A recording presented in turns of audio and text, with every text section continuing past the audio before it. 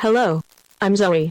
This is Frag, utilizing the strength of your different self. Hi, Zoe. Welcome to episode number 15. It's been almost a month. Yeah, tell me about it. But here's the thing.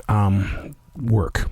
We all wanted to get back into this new normal kind of lifestyle, and the way that things have really kind of panned out is not the way that, you could have predicted out. I mean, it's like all the things that I used to do, I'm getting to do again. Things that went silent during that 2-year period of the lockdown and people pushing this to that area and people pushing that to that area. All of a sudden, everything is right here in front of me again. And, in a way, I think I've earned the title of being a job hoarder. Job hoarder? Is there such a thing? Yeah, I believe it's happening more than what we think. And the thing is, it's happening right there in front of us. And the question is, are you part of the same circle? So I had to do some research on this. And a job hoarder is somebody that currently works more than one job at a time. And many of these job hoarders feel the need to constantly search for and accept new job opportunities despite commitments to their current jobs. How do you qualify for this? It's not a place of pride. Yes and no. The greatest thing about having so many jobs is that it's never the same day twice. And you also have the power of choice. I love sitting down with my schedule, with my Google Calendar, and actually working out where I have an opening. In fact, I've labeled that I live in windows. I live a window lifestyle. That if I have a window to do something, if I have 15 minutes, if I have 3 hours, I'm going to find something to put into those 3 hours because I enjoy keeping myself extremely busy. And that's how I qualify for this job hoarder, is because when it comes to jobs, I have several of them, and I'm always constantly moving this to there, to this, to that. And thank God I've got so many different bosses that allow me to be able to do that, where I can say, look, I'm not available this particular day. I don't tell them what I'm going to do. I just know that I'm not going to be there on that particular day. And what does that do to me personally? It literally beats me up badly. And you may get 5-6 hours of sleep, and then you wake up and you're off to the next job. Why can't you live a normal life? Why so many jobs? Well, I think it starts with my childhood. And because I grew up in a very poor neighborhood, but we still had something. We had family, we had a home, but still we didn't have money. We didn't have a lot of it. And so I grew up wearing shoes that were worn by other people and jackets that were worn by other people. We were, basically products of the Salvation Army. We would go there to get our clothing, and, we looked funny. We were the different people in the neighborhood. And when I went to school, I didn't have brand new clothes. It was always something that came off from a rack that was associated with the Salvation Army. And so as I grew into a pair of adult shoes, that was the one thing that I really began to put into my life. I didn't want to grow up in other people's clothes. I wanted to be able to be myself and to have my own design, and to be able, and that meant one thing. I had to have the security of knowing that I had a job, and I had to have a job that was going to give me the comfort of knowing that I was going to have good shoes that I purchased in a real store.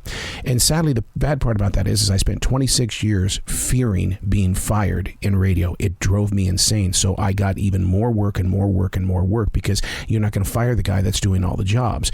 And that's the thing about it, is that I became so addicted to working that it became a part of my process. So when I broke away from radio in 2016, terrestrial radio, to chase this thing called streaming, podcasting, all of a sudden, I had all this freedom to do different things, but all of a sudden the world opened up and I started doing all these other jobs. And it's because of the security of knowing that I'm not going to end up in a place that haunted me as a child, and that is the Salvation Army. You are abusing yourself with these jobs. I am not so sure that's true. I really don't. And the reason why is because, when I was in terrestrial radio, I would never take a vacation, and they got a little disgruntled with me on that. And the reason why is because they believed that you've got to take time off to replenish and to rebuild what it is that you're doing.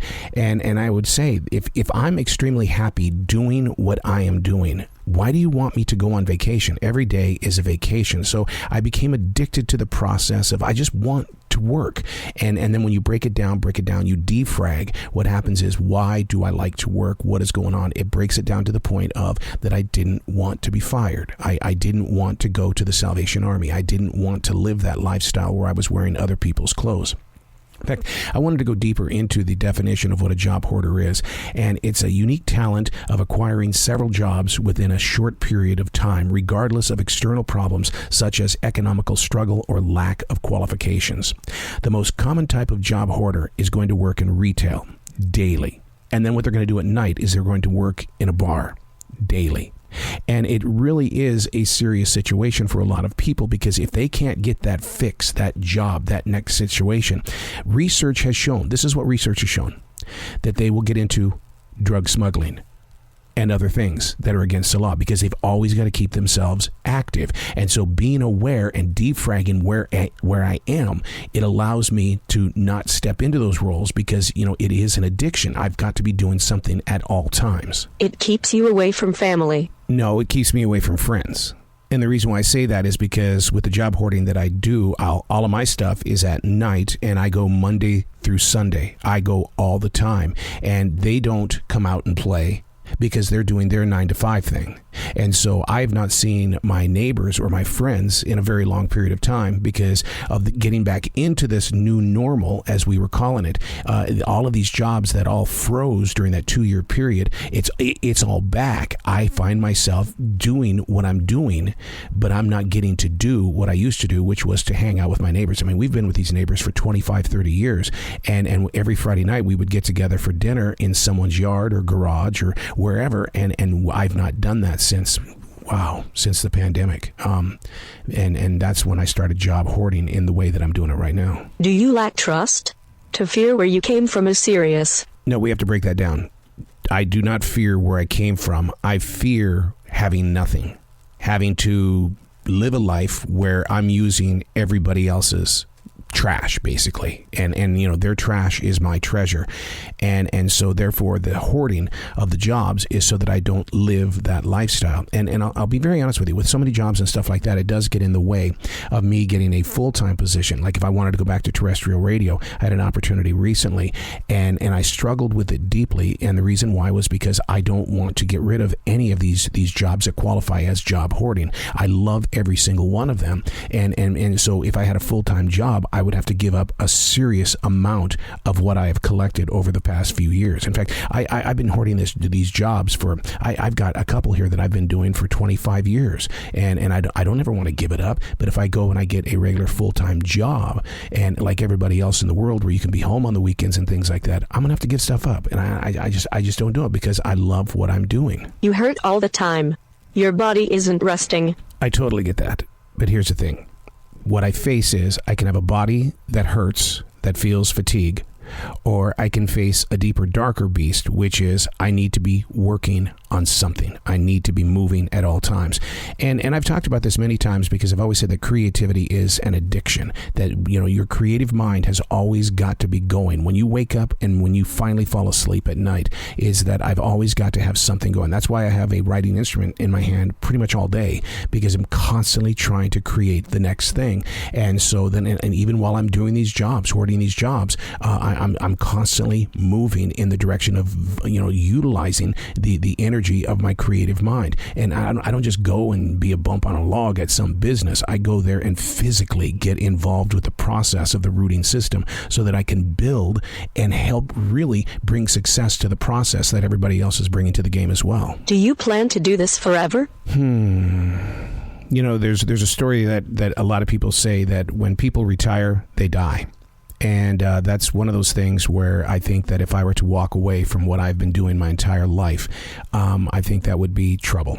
I can't sit down and write books and be satisfied with one thing. I've got to be doing several different things. And I've read different things where you go out and volunteer, go out and become a part of the community, go out and do this and that.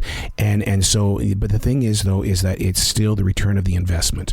And what am I investing in this, and what is the return back here? And I think that's a materialistic value that I have to live with on a daily basis because of those original childhood fears of wearing other people's clothes. It's not a good feeling. It's something that's been inside me all my life. It's haunted me. It's poisoned me. And I have to deal with it on a daily basis of what are we going to do today? And the question is, why are we doing this? How are we going to do this? Where is it going to take place? And you've got to break it down. And that's why I have to keep a defrag journal so that I can keep my head clean. You bring this up because you aren't alone. Job hoarding is done by millions of people.